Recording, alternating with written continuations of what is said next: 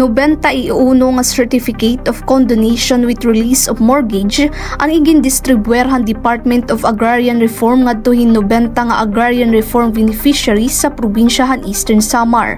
Mismo hidar Secretary Conrado M. Estrella III ang nangunahan distribusyon cookroms nga nagpaparahan kabaraydan nga naabot tin 725,398 nga amortisasyon ERB ha Eastern Samar.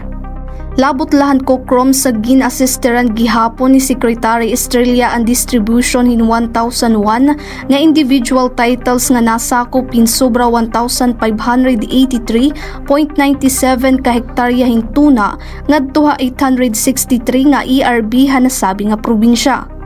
Sumalahaiya padayon iton pagkumiter hanahin siya paghatagin mas damo pa nga tituloy tuna o pagparahan mga waray pakababay di nga amortisasyon han tuna han mga ERB.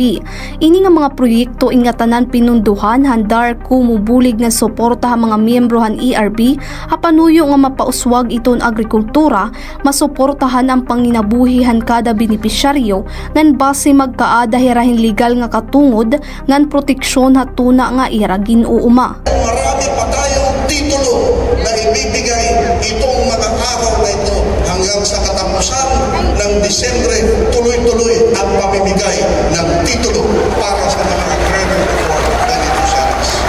Kaya alagaan ninyo ang inyong bagong titulo, ang inyong lupa na wala ng utang, huwag mo natin ipamimigay yan. Turuan natin ang ating mga anak. Sabihin natin sa kanila na mag-aral silang mabuti ng mga bagong teknolohiya, ng bagong pagsasaka upang mas malaki ang kita ng ating mga magsasaka, upang mas marami ang ating aanihin. At dapat lang na tulungan ng ating bansa ang magsasaka sapagkat kung wala kayo, magugutom ang ating bansa. Mabuhay ang mga agrarian reform beneficiaries.